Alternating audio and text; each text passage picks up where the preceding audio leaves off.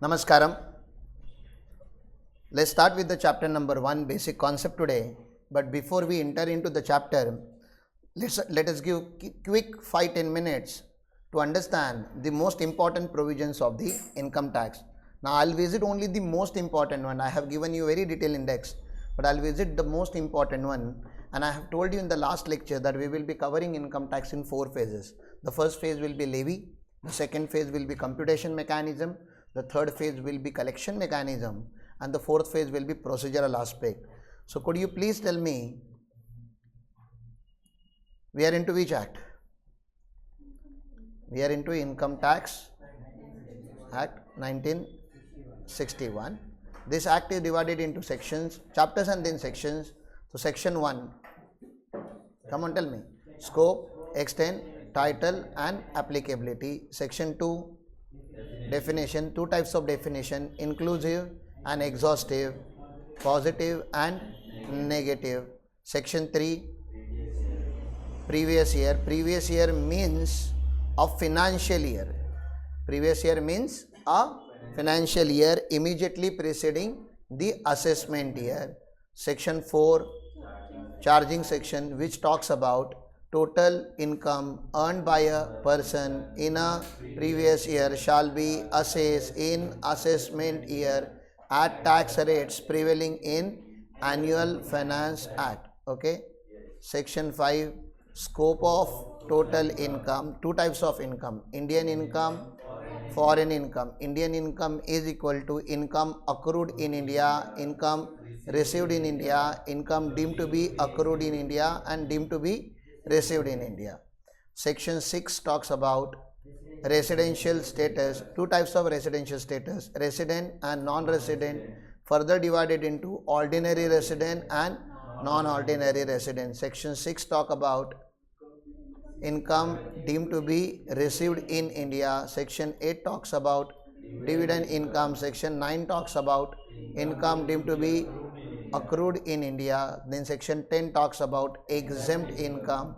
Okay, few example of exempt income, agriculture, partnership firm का profit, then HUF का profit, ठीक है ना, HUF का profit, then I told you the soldiers का bravery, okay, then they get the awards, तो वो सब कुछ बात है, scholarship, pension of by the soldiers, तो बहुत सारी चीज़ें, 11, 12, 13, ठीक है ना. यहाँ पे एग्जेम्प्ट असेसी है, 2 example, trust and political party. Main trust है इसमें का, obviously we have lot of work on trust. Then section talks about heads of income. There are 5 heads: salary, house property, business and profession, capital gain and other sources. 14A is our guarding section, जो बताता है कि exempt source का जो expense होता है वो taxable source के सामने आप claim नहीं कर सकते. Then section 15 to 17, income from salary. 22 to 27, income from house property. 28 to 44 DB, okay, business or profession, we call it PGBP, okay. Then 45 to 55A, capital gain. Then 56 to 59, income from other sources. Then 60 to 65 is clubbing of income. Then 68 to 69D, aggregation of income. इसका tax का rate 115 BBE में लिखा गया है, which is 78%. I hope आप लोगों ने कल तो नोटिस देखा होगा, अगर नहीं देखा होगा तो आज देख लो. मैं रोज़ रिक्वेस्ट करता हूँ, आपकी मर्जी, ठीक है. Then section 70 to 80, set off and carry forward of losses, ठीक है ना. Then 80C to 80U, deduction from GTI. लेकिन इसका भी ज़्यादा रेलेवेंस कौन से चैप्टर, कौन से प्रोविजन में रह चुका है? ओल्ड प्रोविजन में, ओल्ड रिजिम में, ठीक है ना. ऑप्शनल रिजिम में, डिफ़ॉल्ट रिजिम में बहुत सारे चैप्टर 6 से अवेलेबल ही नहीं है एक्सेप्ट 2, 3, ठीक है ना. Then 87A. 87A क्या था? रिबेट. रिबेट में मैंने 2 बताया था, ठीक है ना, डिफ़ॉल्ट रिजिम का रिबेट एंड ऑप्शनल रिजिम का रिबेट. पहले तो मुझे बताओ रिबेट का कॉन्सेप्ट लाया क्यों था? मिडिल क्लास एसएससी के लिए, लोअर क्लास की हायर क्लास? लोअर क्लास, ठीक है ना. लोअर क्लास मतलब गरीब लोग, तो लोअर क्लास का डेफिनेशन होगा ना डिफ़ॉल्ट रिजिम में. तो डिफ़ॉल्ट रिजिम में लोअर क्लास का मीनिंग है अप टू 7 लाख, ठीक है ना. और ऑप्शनल रिजिम में अप टू 5 लाख। अब डिस्काउंट मिलता है इनकम टैक्स से, तो ऑप्शनल रिजीम में डिस्काउंट इज मैक्सिमम 12,500 एंड और डिफॉल्ट रिजीम में discount is maximum up to 25,000. Okay, we will see the application of that later on. Then section 89 relief, ठीक है ना. Then section 90 to 91 DTAA double taxation avoidance agreement. Then section 92 to 94 transfer pricing. Okay, then 95 to 102 GAR. Okay, general anti avoidance rule. Then section 110 to 115 इसमें बहुत बड़ा series आता है. Okay, that is special rates of tax. तो long term capital gain India में 112 में tax होता है. कितने रेट पे? A long term capital gain का टैक्स का रेट क्या है? लॉन्ग टर्म कैपिटल गेन का टैक्स का रेट है 20%. ठीक है ना. Long term capital gain is taxable in India at the rate of 20%. 112 में टैक्स होता है वो 112 20%. Normal short term capital gain slab rate पे जाता है. Please understand. शेयर मार्केट का जो होता है वो उसमें long term and short term दोनों होता है. शेयर मार्केट का long term is taxable under 112A जिसका टैक्स का रेट 10% अबव 1 लाख है. मैंने बताया था आपको 10% अबव 1 लाख. और शॉर्ट टर्म होता है तो 111A 15% पे टैक्स का रेट लगता है. उसका लॉजिक है कुछ, तो लॉजिक अभी तक आपको बताया नहीं इसलिए आपको याद नहीं होता. वो कैजुअल इनकम इज 115 BB. क्या रेट? 30%. फिर मैंने बताया था इसका आपका क्रिप्टो करेंसी वगैरह वर्चुअल डिजिटल असेट 115 BBH. ठीक है ना. इसका भी कितना बताया था मैंने? 30%. एक अभी ऑनलाइन गेमिंग आया हुआ है, गेम खेलते हैं लोग, 3 पत्ती वगैरह बहुत कुछ खेलते हैं और जीतते हैं. 115 BBJ. ओके, जोकर याद रखो. ठीक है, 30%. तो these are the rates. Okay, ऐसे बहुत सारे रेट्स हैं, मैंने खाली जनरल सेंस में बताया था. 116 टू 138 यहाँ पे क्या था हमारा? Income tax authorities. You remember income tax authority है कि हमने बात किया था थोड़ा, उसको थोड़ा और डिटेलिंग करेंगे. 139 जो आप ऑफिस में करते हो that is filing of ROI return. ठीक है ना. फिर 140 में क्या किया जाता है? Verification of ROI. ठीक है ना. 140A में कौन सा टैक्स भरते हैं हम? Self assessment tax. Income tax में सेल्फ असेसमेंट है. देन 141 टू 158 असेसमेंट प्रोसीजर जहाँ पे इनकम टैक्स आपको नोटिस देगा, आप उसका रिप्लाई करोगे, ऐसा बहुत कुछ यहाँ पे होता है. ठीक है. देन यहाँ से फिर आगे का हमने नहीं किया था ना, डायरेक्टली हमने जंप किया था 190 पे हमने जंप किया था. 192 206 AB. ठीक है ना. TDS. ठीक है ना. ये कलेक्शन मैकेनिज्म स्टार्ट हो गया. Then 206C TCS. Then 207 to 219 advance tax. ठीक है ना. 234A to 234H. ठीक है ना. इसमें इंटरेस्ट एंड फ़ी की बात करेंगे हम लोग, इंटरेस्ट एंड फ़ी की बात करेंगे. देन आगे इसके बाद शायद मैंने डायरेक्टली जंप किया होगा 270 टू 275 पेनाल्टी एंड 276 हम बोलते हैं लेकिन वो 275 का कोई अल्फ़ाबेट पे ही चालू होता है. 280 दिस इज प्रोसिक्यूशन जेल. इतना मेन प्रोविजंस है. 5 मिनट भी नहीं लगता पूरा इनकम टैक्स एक्ट रिवाइज करने के लिए. 5 मिनट भी नहीं लगता. मैंने आपको पहले ही बताया था सीखने के लिए बहुत टाइम लगता है लेकिन रिवाइज करने के लिए नहीं लगता. अगर सीखा होगा तो, अगर सीखा ही नहीं होगा, लर्न ही नहीं किया होगा, अंडरस्टैंडिंग ही नहीं होगा तो आपको कुछ नहीं समझेगा. आपको समझता है ना, एक हाइपर लिंक होता है. अब मैं इसको क्लिक करेगा तो ओपन होगा, इसको क्लिक होगा करेगा तो ओपन होगा. तो that's a whole journey that we have mention. This is a road way. This is how we will go ahead in income tax. लेकिन please do not take me wrong. I have not taught you even 1% और even 0% भी नहीं बोलना चाहिए. I have not taught you anything so far. Income tax में हमने खाली गप्पे मारे हैं. Today is the first official lecture जहाँ पे हम कुछ कंटेंट चालू करेंगे. Okay, can we start with the content today? थोड़ा कंटेंट पढ़ना पड़ेगा ना, नहीं तो रोज आके बैठोगे बोलोगे वही बातें रोज रोज करते हैं. तो this is the content that is getting started today. The chapter number 1 is basic concept. ठीक है ना. ये चैप्टर नंबर 1 है हमारा बेसिक कॉन्सेप्ट.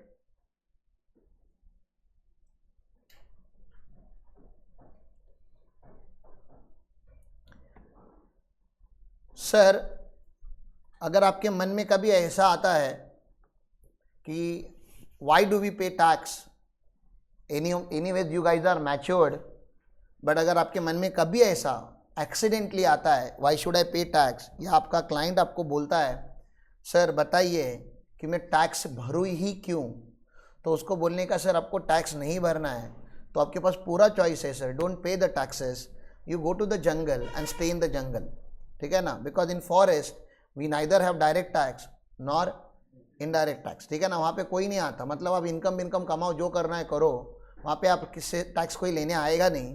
क्यों नहीं आएगा? क्योंकि आपको रोड नहीं है वहाँ पे, आपको लाइट नहीं है वहाँ पे, आपके लिए वाटर कनेक्शन नहीं है, ठीक है ना। तो जो गवर्नमेंट का एक सिविलाइज सोसाइटी में हम सर्वाइव करते हैं अभी, right now you are living in a civilize society.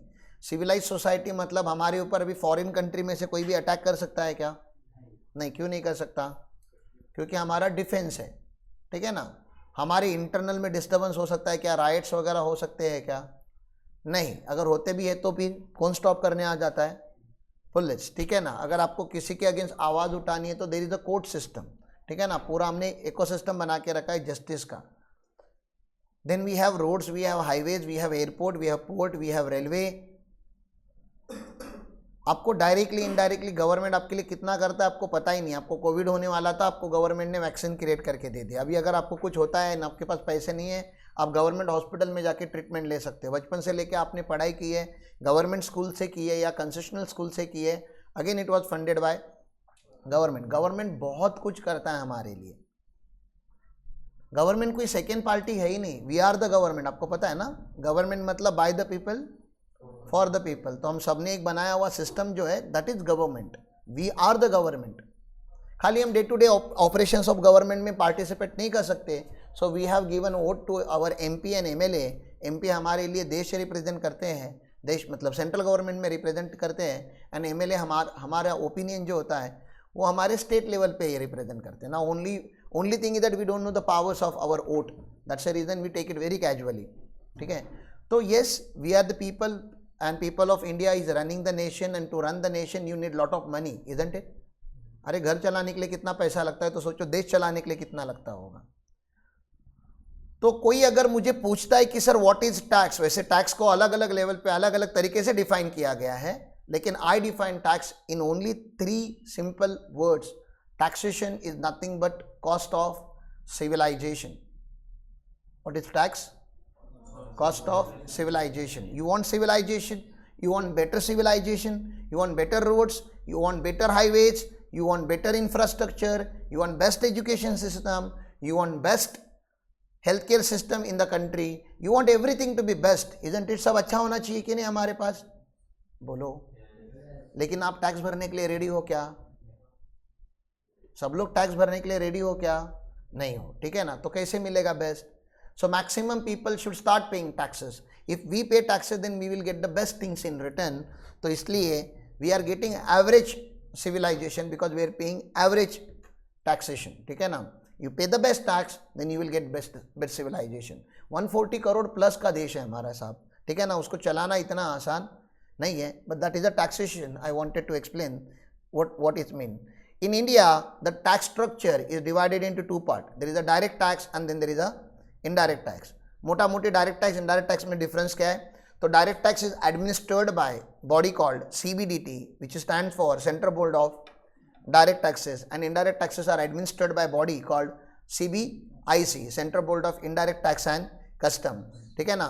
Direct tax जो होते हैं वो पर्सन के ऊपर होते हैं, person is a personal tax. याद रखो, direct tax is always personal tax. Income tax में मैं आपको जो अकाउंटिंग करते हैं उन बच्चों को बताना चाहता हूं, आप जब डायरेक्ट टैक्स पे करते हो, it's not allowable expenditure, you can not debit it to P&L account. अगर आपने डेबिट किया भी होगा तो इनकम टैक्स में उसको डिसअलाउ करना पड़ता है। कंपनीज एक्ट में आपने अगर टैक्सेशन की प्रोविजन मारी होगी या टैक्स अगर प्रोवाइड किया होगा, तो while computing the profit we have to disallow it. Why? Because it's a personal tax, it's not a business expenditure. बहुत सारे स्टूडेंट्स को मैं हमेशा बोलता हूँ, प्रोप्राइटर वगैरह के तो बैलेंस शीट में आप P&L में टैक्स लेके ही बन जाओ, क्योंकि लोगे तो बाद में डिसअलाउ करना पड़ेगा, तो एक स्टेप बढ़ जाता है। तो directly you pass the entry in the capital account, क्योंकि capital account is the personal account of the proprietor, ठीक है। तो direct tax is a personal tax, indirect tax is a business tax. I will be registered under GST only if I am running a business. Right है? आप जिनका भी GST भरते हो, right, you don't get registered under GST, but you are registered under income tax. आपने pan लिया मतलब क्या लिया? आप लोगों ने पैन लिया ना, permanent account number, that means you got yourself registered under income tax. That's income tax का unique code number, it's a income tax number. लेकिन आपने जीएसटी नंबर लिया है क्या? बोलो, नहीं लिया है. क्यों नहीं लिया है? क्योंकि अभी आपका कोई बिजनेस या प्रोफेशन नहीं है. जब बिजनेस एंड प्रोफेशन ही नहीं है तो साहब में जीएसटी क्यों निकालो? तो आपको इतना तो कॉमन सेंस होना चाहिए. इनडायरेक्ट टैक्सेस जो होते हैं वो बिजनेस के ऊपर, तो मैन्युफैक्चरिंग करोगे तो एक्साइज ड्यूटी लगता था, अभी भी लगता है कुछ सिलेक्टेड प्रोडक्ट के ऊपर, ठीक है. सेल करोगे तो वैट लगता था, VAT, value added tax. Sale कौन करता है? अगेन बिजनेस वाला करता है. आज भी पेट्रोलियम वगैरह के ऊपर क्या है? पेट्रोलियम अल्कोहलिक लिकर के ऊपर क्या है? वैट है. तो सेल करेंगे तो लगेगा सेल्स टैक्स, तो वो भी बिजनेस का ही टैक्स है. इंपोर्ट एक्सपोर्ट ड्यूटी वो भी मेनली बिजनेसेस भरते हैं ना. मेनली इंपोर्ट एक्सपोर्ट कौन करता है? मेनली बिजनेस ही करता है. तो again that is indirect tax which is paid by business people. तो इनडायरेक्ट टैक्सेस यूजुअली बिजनेस वाले भरते हैं, क्योंकि इनडायरेक्ट टैक्सेस पर्सन के ऊपर नहीं होते. Indirect taxes goods and services के ऊपर होते हैं. यहां तक ठीक है? तो direct taxes on person and indirect taxes on goods and services. फिर मेरे पास गन है, मैंने ऐसे होल्ड की आपके पास, इसका यह मतलब नहीं कि आपको गोली लग जाएगी. गोली लगने के लिए मुझे क्या करना पड़ेगा? ट्रिगर करना पड़ेगा ना, उसका बटन दबाना पड़ेगा ना, ट्रिगर करना पड़ेगा. गोली है, बंदूक है, सब कुछ है, लेकिन जब तक मैं ट्रिगर नहीं करता तब तक आपको गोली लगेगी नहीं. सिमिलरली मैंने बिजनेस स्टार्ट किया, मैंने गुड्स एंड सर्विसेज को अपने दुकान में सजा के रखा, लेकिन मैंने सप्लाई नहीं किया, तो मेरे पे टैक्स नहीं लगेगा. तो having goods and services will not attract tax, supply of goods and services will attract tax. आप समझ रहे हो क्या? तो what is taxable event? We call it taxable event. तो टैक्सेबल इवेंट इनडायरेक्ट टैक्स में यूजुअली सप्लाई होता है. क्या होता है? सप्लाई. किसका सप्लाई?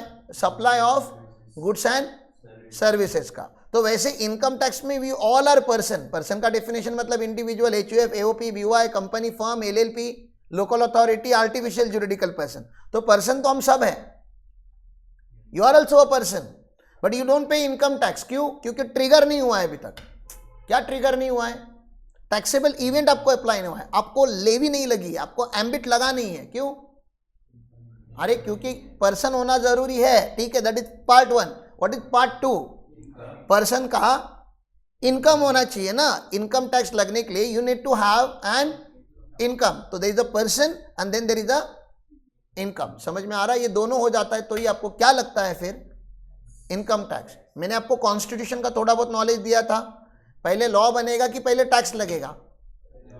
पहले लॉ बनेगा, क्योंकि कॉन्स्टिट्यूशन हमें प्रोवाइड करता है.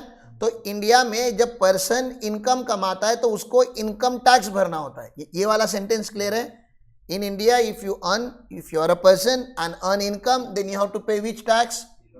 Income tax. Now to pay income tax, we have to create whole system of income tax, and that system, legal system of income tax is created through act called Income Tax Act 1961. Clear है? Indirect tax का lecture है नहीं, but I just wanted to give you brief introduction about indirect taxes, because हम कहाँ पे जहाँ पे possible होगा we will do the cross connection of indirect tax and direct tax. क्योंकि प्रैक्टिकल लाइफ में, थियोरेटिकल लाइफ में ये दो अलग अलग है. प्रैक्टिकल लाइफ में आपका क्लाइंट एक ही होता है. The client, same client is paying direct tax also, same client is paying indirect tax also. So you need to understand the cross connections and distinction. दोनों भी आपको पता होना चाहिए कि दोनों अलग अलग कैसे हैं और दोनों में कॉमन पॉइंट्स कहाँ कहाँ पे हैं. तो wherever possible I will be touching both the acts. ठीक है? सप्लाई भी दो टाइप के होते हैं जीएसटी में, या overall common understanding, intrastate supply और इंटरस्टेट सप्लाई. पहले तो इंटर एक ऐसा शब्द है जो बहुत सारे बच्चों को कंफ्यूज करता है. इंटर मतलब उनको लगता है अपना अपना. इंटर ऐसा नहीं है.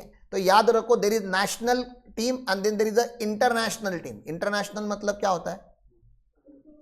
पूरा वर्ल्ड खेलता है ना उसमें. इंटरनेशनल मैच हम बोलते हैं. इंटरनेशनल मतलब अलग अलग देश आएंगे ना.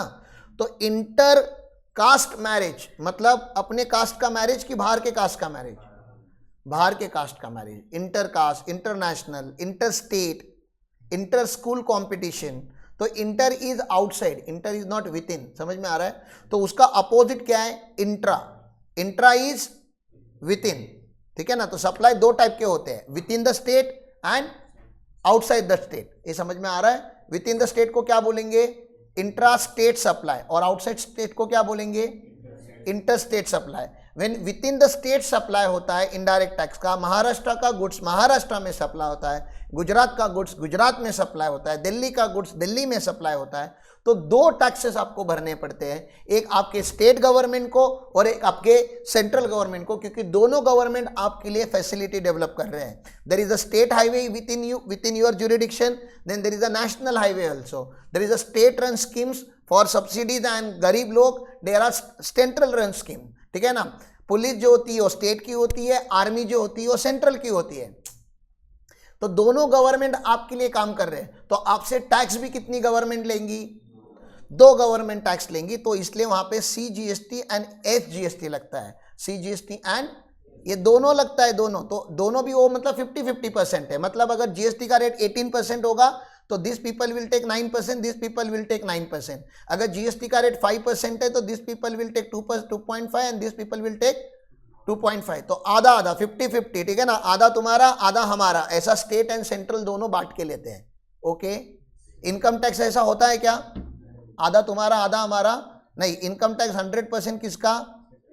सेंट्रल गवर्नमेंट का। ये क्लियरली पहले मैंने बता दिया आप लोगों को, जनरल नॉलेज इसलिए होना जरूरी है। अब कहीं कहीं पे यूनियन टेरिटरी होता है तो HGST रिप्लेस हो जाता है वो UT-GST से, वो दादरा नगर हवेली, चंडीगढ़ वगैरह में, ठीक है ना? वो सब जाने दो, अभी वो आप GST में पढ़ लेना।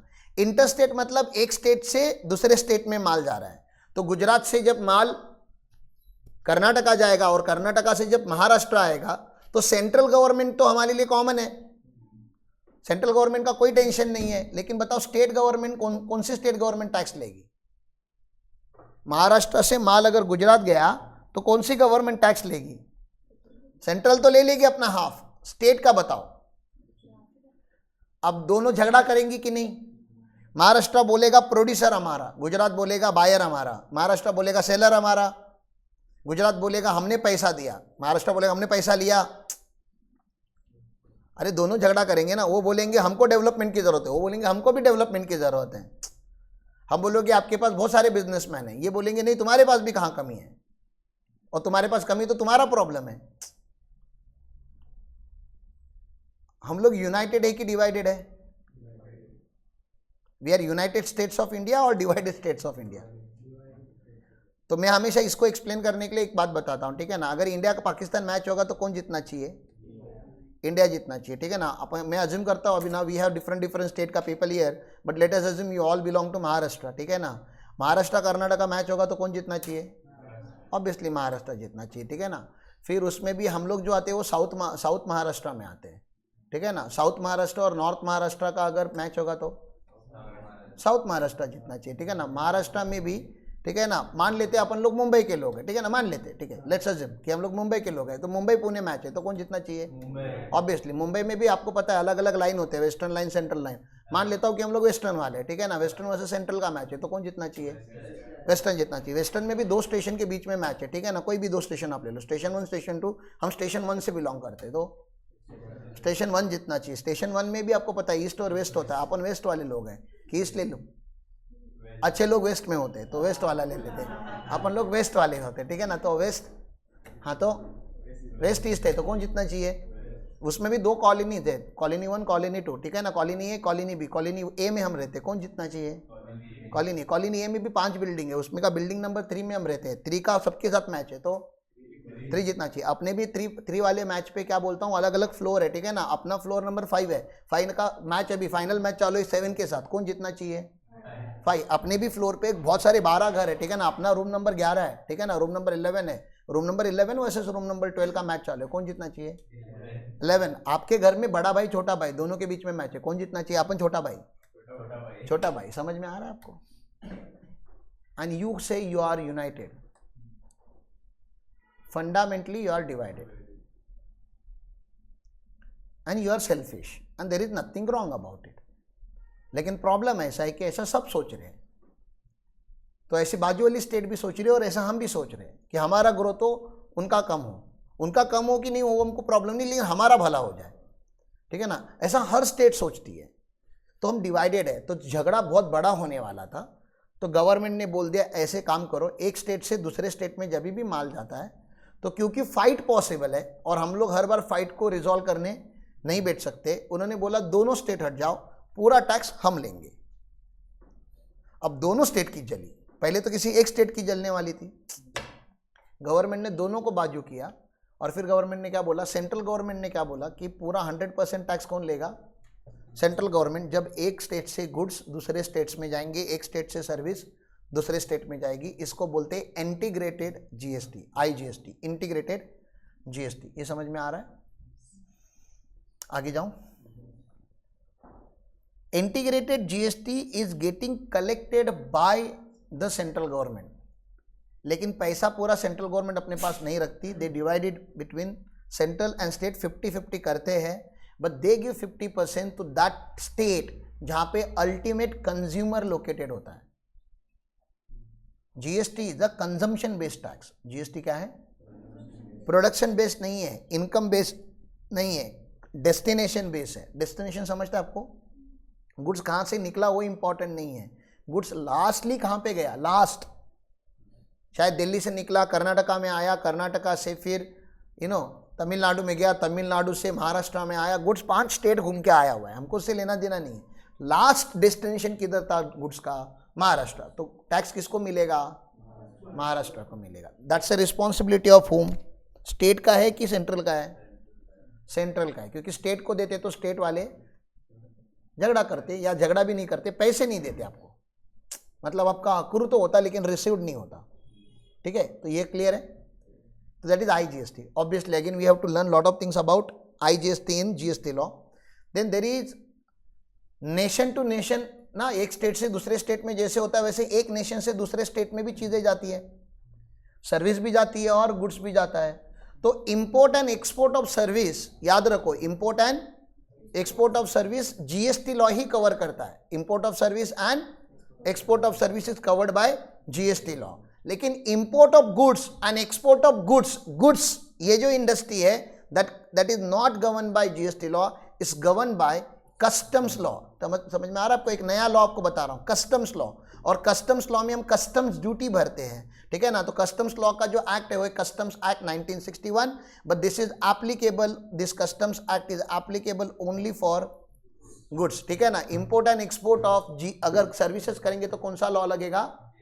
GST। लेकिन आप फिर बोलोगे सर GST लॉ तो इंटरस्टेट को ही लगता है ना, तो उन्होंने इसको बोल दिया इंपोर्ट एंड एक्सपोर्ट जब आप करते हो इसको डीम्ड इंटरस्टेट मानते हैं हम लोग। वो है नहीं इंटरस्टेट लेकिन मान लो, क्योंकि हमें GST लगाना है, ठीक है ना। ये क्लियर है? और गुड्स इंडस्ट्री पे भी खाली कस्टम ड्यूटी नहीं लगता, कस्टम ड्यूटी प्लस IGST लगता है, दिख रहा है आपको यहाँ पे। तो उसके कुछ लॉजिक्स है, that logic we will cover in indirect tax only. तो खाली मुझे कुछ कहीं ना कहीं पे GST रेफर करना पड़ेगा।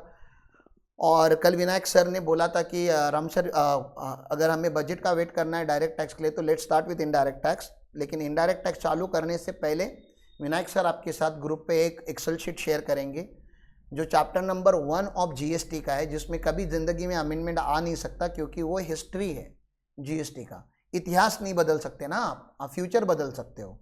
तो चैप्टर नंबर 1 में फिर से नहीं पढ़ाना चाहता, because that will take more then 20 hours, 20 घंटे से ज़्यादा लगेगा, अननेसेसरी हमारा बहुत ज़्यादा टाइम। कितने उतने लेक्चर होंगे ना? 18 लेक्चर्स है। तो आई विश कि आप लोग वो 18 लेक्चर्स पहले देख लो, और 1.5 1.8 जितने भी स्पीड पे आप देख सकते हो देख लो। And I guess Saili madam has already covered few of those lectures. तो प्लीज़ जितने जल्दी हो सके उतने जल्दी देखो। जहाँ पे 18 खत्म हुआ है 19 से मैं आगे का चालू करने वाला हूँ, ठीक है ना।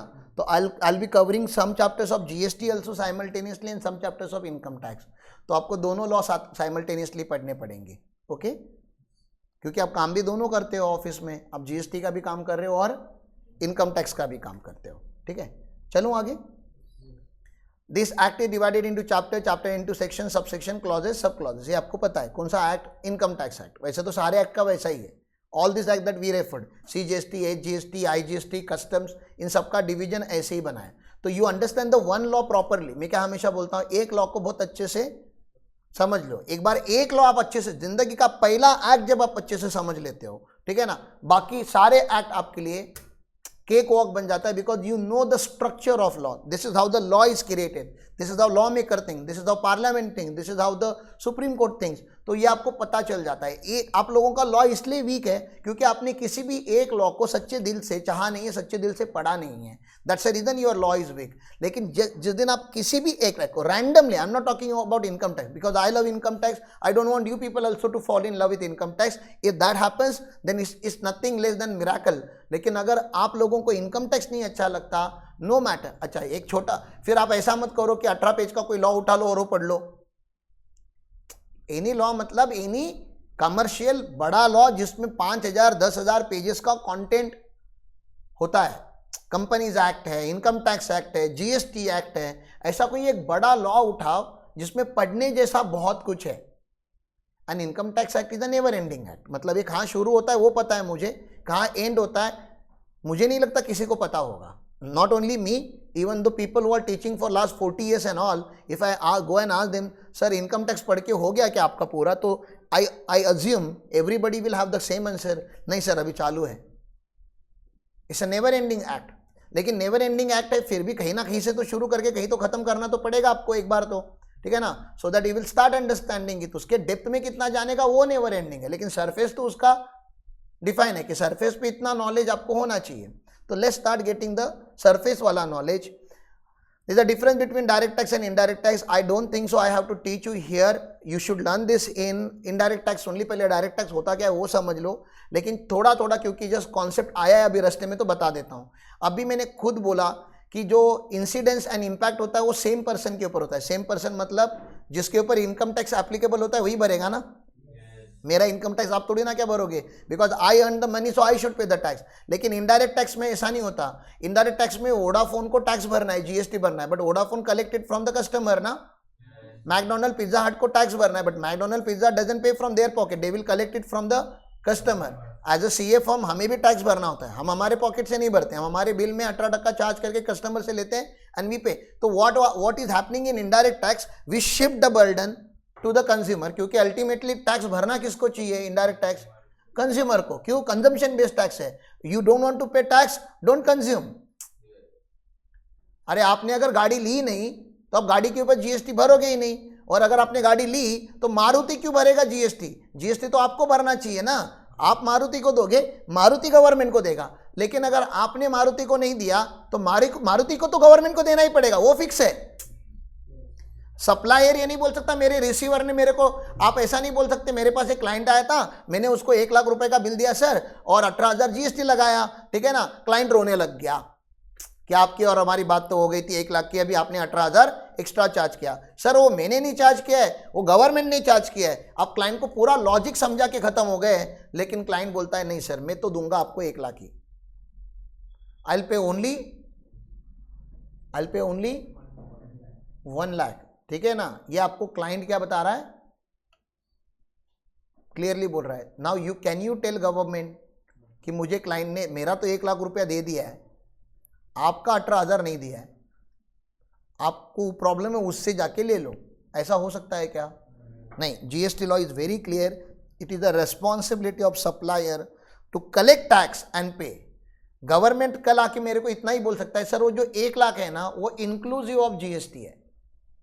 वो अमाउंट क्या है, इंक्लूसिव ऑफ जीएसटी. तो उसमें देखो हमारा कितना आपका कितना, और वो इंक्लूसिव पता है ना, डिवाइड बाय 118 करके मल्टीप्लाई बाय 18 करना होता है, क्योंकि 1 lakh is inclusive of GST. तो आपको डिवाइड बाय 118 करना पड़ेगा, मल्टीप्लाई बाय 18 करके वो जो भी नंबर आएगा वो आपको अपनी पॉकेट में से भरना पड़ेगा. You can not escape the tax, ठीक है. देन बर्डन किसका होता है यहाँ पे, असेसी मतलब कौन, टैक्स पेयर, ठीक है ना. उसको खुद ही बर्डन बेयर करना पड़ता है. यहाँ पे मैंने अभी बताया कि ये बर्डन पास करता है अनदर पर्सन को, ठीक है ना. और क्योंकि ये बर्डन अनदर पर्सन को पास करता है, यहाँ पे पिंच कम है. पिंच मतलब ऐसा, इन जीएसटी का ज़्यादा दर्द नहीं होता है लेकिन बहुत कम होता है, भरने का जो तकलीफ होता है उतना ही. इनकम टैक्स का पिंच नहीं है, इनकम टैक्स खड्डा करके जाता है आपके बैंक अकाउंट में. कल तुम्हारे अकाउंट में 1 करोड़ होगा, टैक्स भर दोगे, खाली 60 लाख बचेगा, 40 लाख गायब हो जाएगा. पिंच होगा कि नहीं, थोड़ा सा पिंच होगा ना ऐसा, ओह कुछ तो लग गया, ऐसा होगा कि बहुत अंदर तक दुखेगा। बोलो ना 1 करोड़ में से 40 लाख गवर्नमेंट मजाक मजाक में ले लेता है, तो कैसा फील होगा? अच्छा फील होगा। कभी कभी आपको फील होगा कि मैं अपने लिए कमा रहा है कि इनके लिए कमा रहा है, ठीक है ना, इतना टैक्स लेते हैं। You know highest rate of tax in India, anybody knows? 97 point कुछ तो था, मतलब अप्रोक्सीमेटली 98। अगर सोचो 98% का देश में टैक्स लगा तो हाँ, नहीं कमाना बंद कर देने का ना। 100 रुपया कमाओगे तो 98 रुपीज गवर्नमेंट ले लेगा, 2 रुपये ही तुमको मिलेगा। उससे अच्छा तो कमाना ही बंद कर दो, ठीक है। तो ऐसा टैक्स का रेट भी हुआ करता था, ठीक है। Obviously it was in very tough time. Income tax किसके ऊपर लेवी होता है? इनकम के ऊपर। And that's the reason you must have, you all should aspire for income, ठीक है ना, कि एक दिन हम भी टैक्स भरेंगे। बोलो, एक दिन हम भी टैक्स भरेंगे सरचार्ज के साथ, ठीक है ना। तो गरीब नहीं रहने का, टैक्स से बचने का नहीं, टैक्स को सामने से फेस करने का, कि आओ भरता हूं, कोई टेंशन नहीं है, पहले अमीर तो बनो, ठीक है ना। आपने टैक्स भरना चालू किया मतलब समझो इनकम टैक्स के नज़रों में आप सक्सेसफुल हो। तो don't look at this as a negative phenomena. Obviously आपके अकाउंट से पैसे जाते हैं तो थोड़ा बुरा लगेगा आपको, लेकिन एक बात अच्छी भी तो समझो कि देश में खाली 3% लोग हैं जो टैक्स पेयर है। You are one of them now. तो ऐसा प्राउड फील होना चाहिए कि मैं अभी रिसीवर नहीं है, मैं अभी गिवर है, ठीक है ना। तो दैट इज देयर।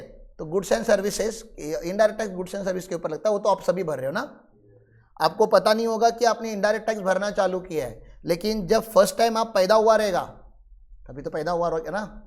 जो फर्स्ट टाइम टॉवेल में आपको लपेटा होगा, उस टॉवेल के ऊपर भी क्या लगता है बताओ? जीएसटी या इनडायरेक्ट टैक्स, कोई ना कोई टैक्स लगता है। आपने भरा नहीं, लेकिन उसके एमआरपी में इंक्लूड था, पहले से ही था। पहला बिस्किट जो आपने खाया होगा उसमें टैक्स था, और जो आखिरी बिस्किट खाओगे जिंदगी में उस पर भी टैक्स होगा। तो indirect tax we pay from the birth till death and you don't even realise it कि आप भर रहे हो। इतना ब्यूटीफुली डिजाइन किया, बताओ सोचो, जो भर रहा है उसको पता ही नहीं कि वो भर रहा है। तो मैं हमेशा बोलता हूं इनकम टैक्स 3% पॉपुलेशन भरता है, तो बताओ इनडायरेक्ट टैक्स कितना परसेंट भरता होगा? 100%। क्यों? जो भी कंज्यूमर है, अगर आप कुछ भी चीज कंज्यूम करते हो, सर्विस या गुड्स, तो यू आर डायरेक्टली और इनडायरेक्टली पेइंग इनडायरेक्ट टैक्स। भर ही रहे हो आप, आपको पता नहीं चलता। आपने कभी भी एमआरपी देखा होगा, तो एमआरपी के ब्रैकेट में लिखा होता है इंक्लूसिव ऑफ ऑल टैक्सेस। तो वो ऑल टैक्सेस में डायरेक्ट टैक्स नहीं होता, ऑल टैक्सेस में खाली कौन से होते हैं? इनडायरेक्ट होते हैं। फिर मैंने बताया था कि इनकम टैक्स जो होता है वो प्रोग्रेसिव नेचर में होता है, और इनडायरेक्ट टैक्स जो होता है वो रिग्रेसिव नेचर में होता है। प्रोग्रेसिव नेचर मतलब higher the income higher the tax, ठीक है ना। ज्यादा इनकम ज्यादा टैक्स भरना पड़ेगा। ये लॉजिक मैंने आपको बहुत पहले से बताने का ट्राई किया, और मैं प्रूव भी करूंगा आगे जाके। मैं बार बार बोलूंगा कि ऐसा क्यों। तो आप मुझे पूछोगे सर गवर्नमेंट 50 लाख के ऊपर सरचार्ज क्यों लगाता है? 50 लाख के ऊपर अगर कोई इनकम कमाता है तो टैक्स के ऊपर टैक्स क्यों लगाता है? क्योंकि आप अमीर हो चुके हो। Higher the income higher the tax. Income tax is the progressive system of taxes. Rich people should pay more tax, this is the assumption, ठीक है ना। Indirect tax is the regressive amount of tax. Regressive मतलब ऐसा कुछ है, regressive का कोई मतलब नहीं होता इररिस्पेक्टिव ऑफ देयर एबिलिटी। मतलब अगर आपने आईफोन खरीदा, आपकी औकात नहीं होते हुए भी, आपकी औकात नहीं है अभी आईफोन खरीदने की, लेकिन आपने परचेज किया, तो क्या इनकम टैक्स डिपार्टमेंट छोड़ देगा आपको? सॉरी, जीएसटी डिपार्टमेंट छोड़ देगा आपको? अरे गरीब है, जाने दो, इससे जीएसटी मत लो, फोन ही ले रहा है बेचारा कैसे कैसे करके। कि गरीब से भी जीएसटी लेगा, और अमीर से भी, और मिडिल क्लास से भी, और कल भिखारी ने लिया तभी भी। तो अभी प्रॉब्लम देखो, समझ में आ रहा है क्या? देखो, आपको किसी का इनकम 1 लाख है, ठीक है ना, और उसने 28,000 का जीएसटी भरा, तो कितना टक्का अपनी इनकम का जीएसटी भरा? 28% उसने भरा। समझ में आ रहा है? फोन लेने के चक्कर में, आईफोन लेने के चक्कर में। फिर किसी का इनकम 28,000 तो फिक्स होगा ना। किसी का इनकम 10 लाख है, उसने आईफोन लिया और उसने 28,000 का जीएसटी भरा। अब उसकी इनकम का कितना परसेंटेज उसने जीएसटी भरा? 2.8। किसी का इनकम 100 लाख है, किसी का इनकम 100 लाख है, उसने 28,000 जीएसटी भरा। तो उसने अपनी इनकम का कितना परसेंटेज भरा? 0.28। तो आप बताओ आपको आईफोन कब लेना चाहिए? जब आपका इनकम अप्रोक्सीमेटली कितना हो, 1 करोड़ का हो। तो आपको फील भी होगा क्या कि आपने 1 लाख का फोन लिया, उसके ऊपर 28,000 का जीएसटी भरा? Will you even feel it? नहीं, फील भी नहीं होगा। क्यों?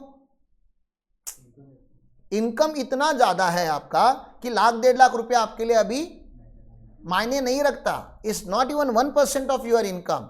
हाँ, अभी आनंद अंबानी की शादी हो रही है, कुछ 4,000 या 5,000 करोड़ का बजट है, 4,000 to 5,000 करोड़ का बजट है।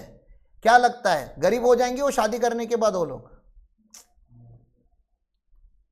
उनके इनकम का 0.05% है वो, 0.05, 5 पैसा, 100 रुपए में का 5 पैसा खर्चा कर रहे हो, वो 5,000 करोड़ है। ठीक है? और फिर आप बोलोगे इतना शादी पे खर्चा नहीं करना चाहिए, आपको ऐसा लगता होगा, लेकिन उसकी पॉजिटिव साइड क्या है बताओ? इतना ही, एक तो आधा टक्का भी नहीं खर्चा कर रहे हो। ठीक है? दूसरा, 5,000 करोड़ जब वो स्पेंड करेंगे तो इकोनॉमी में 5,000 करोड़ आएगा ना, उनके यहां से निकलेगा तो किसी के पास तो वो जाएगा। तो अच्छा है कि बुरा है? अच्छा है। ठीक है ना? किसके लिए? इकोनॉमी के लिए अच्छा है। समझ में आ रहा है? उनके लिए, उनको कुछ घंटा फर्क नहीं पड़ रहा है। अरे उनके पास उतना है तो तुम लोग भी कब कितना खर्चा करोगे शादी के ऊपर? बाप का घर बिक जाए इतना अच्छा सर है। ठीक है ना? इतना कर लेते हैं। अपने वेल्थ का एक परसेंटेज निकालो। तो क्या मैं ऐसा बोल सकता हूं higher the income lower the tax? ऐसा गया यहां पे देखो ना, पहला 28% था, फिर 2.8, फिर 0.28। जैसे जैसे आपका लेवल ऑफ इनकम बढ़ते गया वैसे वैसे इंसिडेंस ऑफ टैक्स या परसेंटेज ऑफ टैक्स या इफेक्टिव रेट ऑफ टैक्स कम होते गया। If I consider the same consumption amount, अगर मैं कंजम्पशन को कांस्टेंट रखता हूं तो, लेकिन आपको यह भी पता है कि जैसा इंसान का इनकम बढ़ते जाता है वैसे वो अपना कंजम्पशन भी बढ़ाता है। लेकिन सारे लोग बढ़ाते हैं क्या? सुधा मूर्ति बढ़ाती है क्या अपना कंजम्पशन? आपने सुधा मूर्ति को देखा है कभी? नारायण मूर्ति की वाइफ है। कौन है पूछ रहा है? नारायण। हाँ, अब ये मत पूछो नारायण मूर्ति कौन है। हाँ, अच्छा, इनको बताना पड़ता है। हाँ, you listen to her, you see her, ठीक है ना? Now she is appointed as the Rajya Sabha member appointed by President of India. मतलब उसको इलेक्शन लड़ना नहीं पड़ा। उनकी पर्सनालिटी इतनी स्ट्रांग है that government appointed her as a member of Rajya Sabha. And if you see her, she is very polite, very humble, down to earth. Wealth उनके पास भी ऐसा ही है, हजारों करोड़ में, बट सब लोग वैसा खर्चा नहीं करते because they have come from ground. मतलब जो सुधा मूर्ति और नारायण मूर्ति का जो स्टोरी है, she was a school teacher and then Narayan Murthy wanted to start a job, leave the job and start a company, and he did not have even 1 rupee in his pocket, so she gave him 10,000 rupees to start Infosys, and she gave the family support for initial few years कि आप business पे focus करो, घर में चला लूंगी। That's a family and today they have thousands of crore as wealth. They don't spend like this. तो सबका अपना होता है, everybody has a choice। मुझे खाली आप लोगों को बताना था कि जब बहुत अमीर बन जाओगे तो हम्बल रहो, और जब गरीबी हो तो आपके पास चॉइस भी नहीं ना ऐसा एटीट्यूड दिखाने की। मैं तो बता रहा हूं कि बहुत बड़े बन जाओगे तो हम्बल रहना। हमारे यहां पे तो गरीब लोग ऐसे हैं जिनका एटीट्यूड देखोगे बाबा रे, सुधा मूर्ति को भी शर्म आए कि इतने अच्छे बच्चे कहां से पाए आप लोगों ने। तो थोड़ा एटीट्यूड संभालो। इनकम का और इस टैक्स का कोई लेना देना नहीं है। इसे सिस्टम को क्या बोलते हैं? Regressive system. यहां पे क्या होगा? हायर द इनकम, मतलब 1 लाख के ऊपर जो टैक्स लगता है 10 लाख के ऊपर जो टैक्स लगता है और 100 लाख के ऊपर जो टैक्स लगता है हमेशा क्या होगा, अलग ही रहेगा और बढ़ते ही जाएगा। Higher the income higher the tax. आपका पहले इनकम जीरो होता है, टैक्स भी जीरो होता है, समझ में आ रहा है आपको? फिर आपका इनकम बढ़ते जाएगा, वैसे वैसे आपका टैक्स का अमाउंट भी बढ़ते जाएगा। क्लियर है? ठीक है। कभी कभी तो ऐसा शिफ्ट होता है, ऐसा ही नहीं, ऐसा भी शिफ्ट होता है, मतलब कहीं कहीं पे आपको 5% का टैक्स लगता रहता है, फिर आपका 6 लाख क्रॉस हो जाता है। 6 लाख क्रॉस होने के बाद 5.5, 5.6 ऐसा टैक्स नहीं चेंज होता, डायरेक्टली 10% लगना चालू हो जाता है। 5 से डायरेक्टली जंप, मतलब एक तो परसेंटेज भी चेंज होगा, जिस अमाउंट के, एक तो अमाउंट तो चेंज हो ही रहा है ना। 6 लाख तक जो बंदा कमाता है वो खाली 5% टैक्स भरता है, तो 9 लाख तक जो कमाता है वो क्या करता है, 6 लाख तक तो 5% भरता है वो। पहले 3 लाख पे 0%, फिर अगले 3 लाख पे 5%, फिर जो अगला 3 लाख है, इनकम तो 3 लाख से ही बढ़ा, लेकिन रेट कितने से बढ़ गया, 10% हो जाता है, समझ रहा है क्या? फिर 9 लाख के बाद फिर से 3 लाख बढ़ गया आपका इनकम, अब 12 लाख कमा रहे हो। Higher the income higher the tax, लेकिन क्या रेट पे? सर रेट भी बढ़ा देते हैं, ऐसा नहीं कि 10%, अभी 15%, फिर 20%, और फिर 15 लाख के ऊपर गया तो 30%, और 50 लाख के ऊपर गया तो सरचार्ज, फिर 1 करोड़ के ऊपर गया तो और सरचार्ज, फिर 2 करोड़ के ऊपर गया तो और सरचार्ज, और लास्ट में शेष। मतलब वो खाली आपका टैक्स का अमाउंट नहीं बढ़ा रहे, वो टैक्स का रेट भी शिफ्ट कर देते, अगले गियर में डाल देते आपको। ये क्यों होता है? क्योंकि इसका लॉजिक क्या है, income tax is a progressive system of taxation, higher the income higher the tax, ये लॉजिक से वो बना गया है। ये क्लियर है?